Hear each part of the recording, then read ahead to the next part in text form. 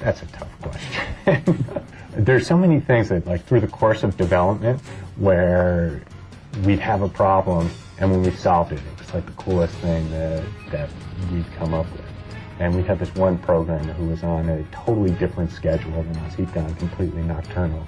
And we'd come in the morning, and there would be a message from the code elf, and there would be all these new cool features. What we wanted to do was have the cool, over-the-top weapons, vehicles that were just outrageous. I mean, we didn't want this to be realistic simulation-type stuff. We wanted it to be outrageous and fun. We actually started by building the gameplay. That was really important to us, was that we get the gameplay mechanics exactly right. It's just terrifying. You never know when your enemy's going to pop out and start to attack your base. We haven't heard from any of the original designers of Battlezone, but we had, we demoed the game for a Battlezone world champion, and he gave us his seal of approval. One thing that I really like about this game is the ability to jump out of the vehicles and cruise around the world in first-person perspective. That was one of the fundamental design assumptions, that you were a person on the battlefield. And out of that followed that you had a body, that you could get into any vehicle that you wanted to, and that they would all be different, and you could kind of do different things in the vehicle. Tell me what makes the online gaming for Battlezone special, and what's your relationship with Heat.net? They helped us develop part of the multiplayer server.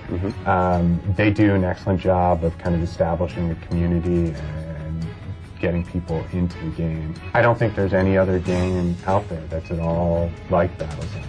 It's a completely unique multiplayer experience. It's great to meet you, Andrew. Great meeting you. Hi, I'm Nolan Bushnell, created Atari and Pong, and I'm watching Electric Playground, and I hope you are too.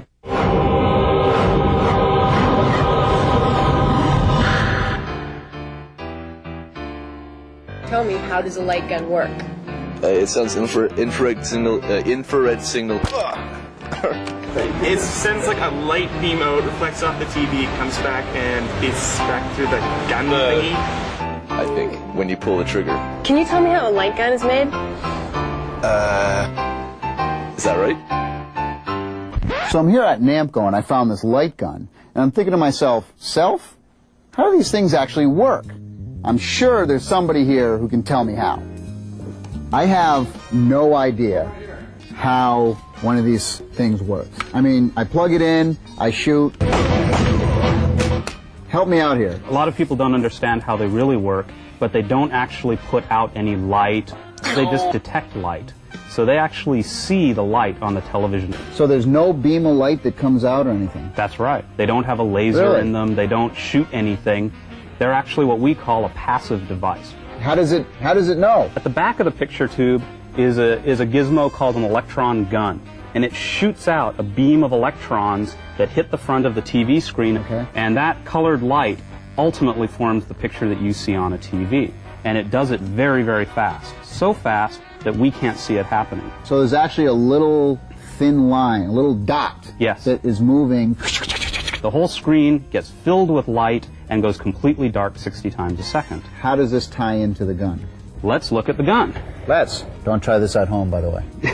Yes, this will void the warranty. Light comes in from the TV and enters the front of the gun con here. Inside the gun con, there's a little plastic lens. The light gets focused through that lens onto this thing. This is a light detector.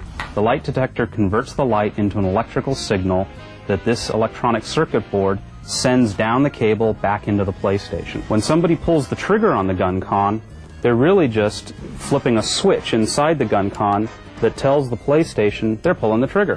And as you can see, the PlayStation can tell exactly where the gun is tracking. Now, why does the Namco version of the light gun, the gun con, why does it have a special thing that connects to the back of the PlayStation? What's that all about? This cable lets the video signal from the PlayStation go into the gun con, and it uses that extra information to get super accurate positioning of where the gun is aimed at the TV. Cool. Well, thanks for telling me how a light gun works. You're welcome, Tommy. Hey, this is Craig. Craig! Can you tell me how a whack-a-mole works? Sure. Cool.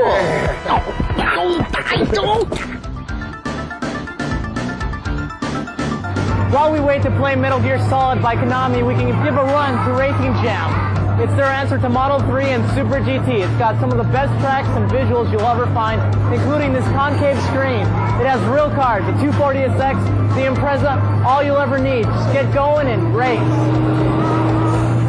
Hey, it's time for the Tekken 3 move of the week. This week it's Eddie's incredible rodeo spin. Are you ready for this? It's a half turn from the back position and then left punch plus right punch. Get along, little doggy. Today on the Simpatico Question of the Week, Tim Thompson from Ottawa, Ontario asks, what is Jane's and what does it have to do with video games? When we were developing a product called Longbow and also another product called ATF, we were looking for a way of bringing those together and marketing those things and connecting with Jane's Information Group, which provides, it's the world's largest provider of reference material for the military. Their stuff is available to and sold to governments and all as the absolute reference, and it seemed like a natural way to bring all three together, to use the Jane's name and what we saw ourselves as, which was the absolute best military simulations. You know, it's been sky's the limit since. To send us your questions, stop by our website at www.electplay.com.